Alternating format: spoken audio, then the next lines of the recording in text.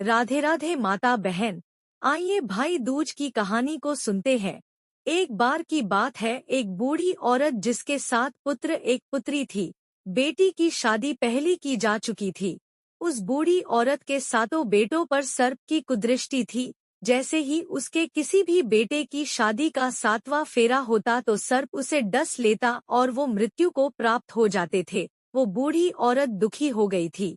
इसी तरह 6 बेटों की मृत्यु हो गई थी। उस बूढ़ी औरत पर बहुत बुरा समय आ गया था, जिसकी वजह से उसने 7वें की शादी करने के लिए मना कर दिया था। 6 बेटों के मरने के दुख में बूढ़ी औरत अंधी हो गई थी, लेकिन कभी न कभी तो उसकी शादी भी करनी पड़ती ही। बूढ़ी औरत किसी भी तरह जोखिम नहीं उठा सकती थी। भाई दूज का समय आ गया था। 7वें बेटे ने कहा, माँ मैं दीदी के घर जाने वाला हूँ, भाई दूज आ गया है। माँ ने कहा है ध्यान से जा और जल्दी आ। भाई के आने की खुशी में बहन की खुशी का ठिकाना नहीं रहा। भाई की खातिरदारी के लिए अच्छा पकवान बनाने के लिए बहन ने सोचा कि पड़ोसन की मदद लेनी पड़ेगी।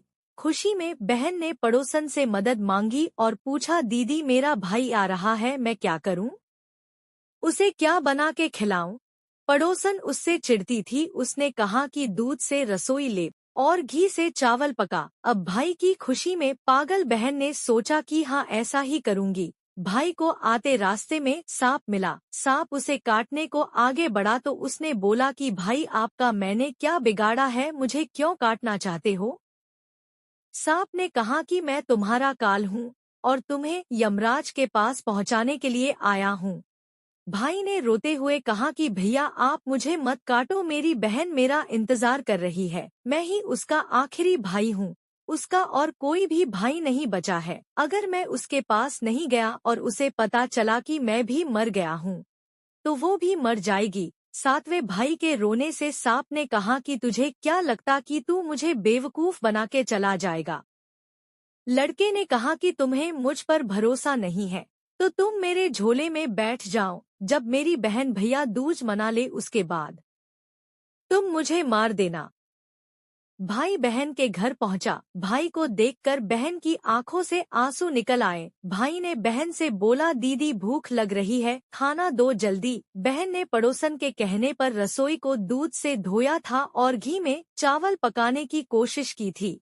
भाई ने पूछा कि क्या हुआ दीदी, इतना समय क्यों लग रहा है? दीदी ने सारी बात बताई कि पड़ोसन ने मुझे ऐसे ऐसे करने को कहा। भाई ने हंसते हुए कहा कि दीदी कहीं सुना है आपने कि दूध से कभी रसोई लिपी गई हो और घी में कभी चावल पके हैं। बहन तुम गोबर से रसोई लीपो और दूध में चावल पकाओ। खाना खाने के बाद भाई को नींद आने लगी और वो सोने लगा। इतने में बहन के बच्चे आ गए और उन्होंने मामा मामा कहकर बोला कि मामा हमारे लिए क्या लेकर आए हैं? तब उसने कहा, बेटा मैं कुछ नहीं लाया हूँ। मना करने के बावजूद भी बच्चों ने उस थैले को उठा लिया जिसमें सांप था और खोल कर देखने लगे, लेकिन उसमें बच्चों को हीरे का हार मिला। दीदी ने बोला कि तू ये मेरे लिए लेकर आया है। भाई ने बोला कि तुम्हें अच्छा लगा तो तुम रख लो। अगले दिन भाई ने बहन से अपने घर जाने की इजाजत मांगी। बहन ने अपने भाई के लिए लड्डू बना के रखे थे। बहन ने लड्डू भाई को दिए। भाई ने बहन से अलविदा लिया और आगे चल दिया। थोड़ी दूर जाकर थक कर एक पेड़ के नीचे सोने लगा। इधर बहन के बच्चों ने कहा, माँ खाना दे दो, भूख लगी है। उनकी माँ ने कहा कि अभी खाना नहीं बना है, समय लगेगा। तब बच्चों ने कहा, जो मामा को लड्डू दिए थे हमें भी दे दो, हम खा लेंगे। माँ ने कहा, जाओ चक्की पर रखे हैं बचे हुए लड्डू, जाकर खा लो। बच्चों ने जाकर देखा तो पता चला कि वहाँ सांप की हड्डियाँ पड़ी है। अब बहन की हालत खराब हो गई और वो बाहर की तरफ भागी। लोगों से पूछने पर पता चला कि एक पेड़ के नीचे एक व्यक्ति सो रहा था। बहन को लगा कि वही उसका भाई है। वो भागती हुई गई उसके पास और उसे उठाने लगी। उसने भाई को उठाया और पूछा, कहीं तूने लड्डू तो नहीं खाए? भाई ने कहा, क्या दीदी क्या हुआ?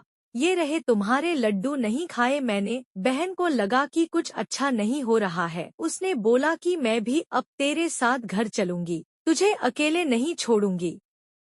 भाई ने बोला कि तुम्हारी मर्जी। चलते हुए बहन को प्यास लगी। भाई से बोली कि मुझे प्यास लगी है, पानी पीना है। भाई ने चारों तरफ नजर फैलाई और एक तरफ चील उड़ रही थी। बहन ने बोला कि तू यहीं रुक, मैं अभी आ रही हूँ।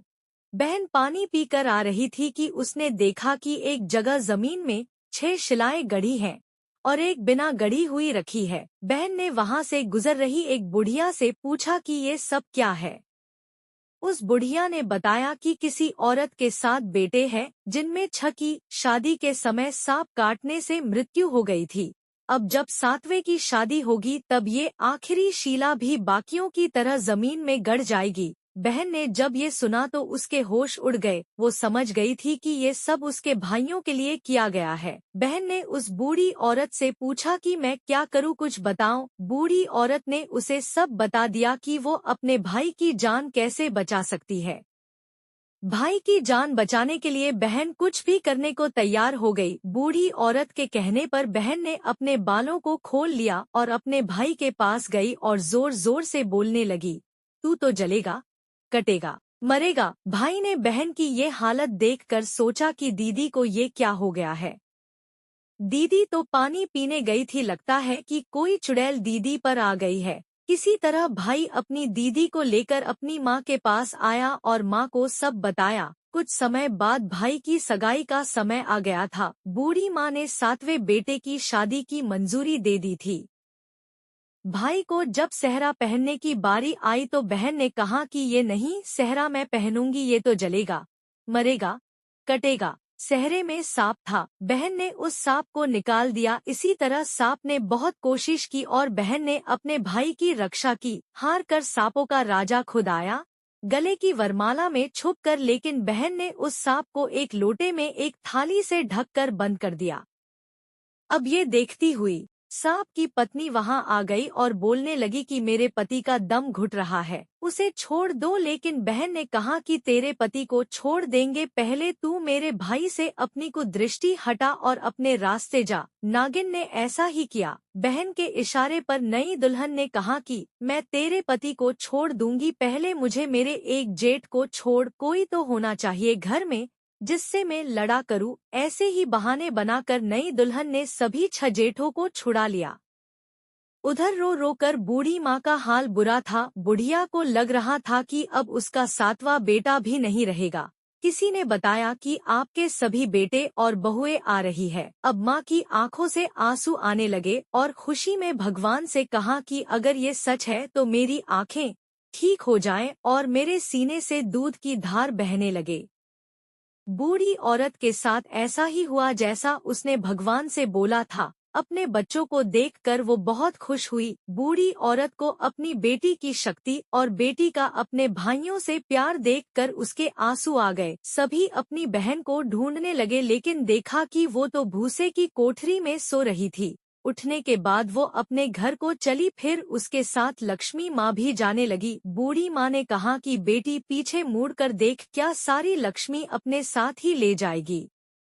बहन ने पीछे मुड़कर देखा और हंसते हुए कहा, जो भी कुछ माँ ने अपने हाथों से दिया वह मेरे साथ चल, और बाकी बचा हुआ मेरे भाई भाभी के साथ रुक जाए। इस प्रकार बहन ने अपने भाई भाभी की जिंदगी संवार दी। वीडियो में अंत तक बने रहने के लिए आप सभी का बहुत बहुत धन्यवाद। अगर वीडियो पसंद आई हो तो ज्यादा से ज्यादा वीडियो को शेयर और लाइक करें, चैनल को सब्सक्राइब करें और बेल आइकन का बटन दबाना बिल्कुल भी ना भूलें। मेरी तरफ से आप सभी को भाई दूज की हार्दिक शुभकामनाएं।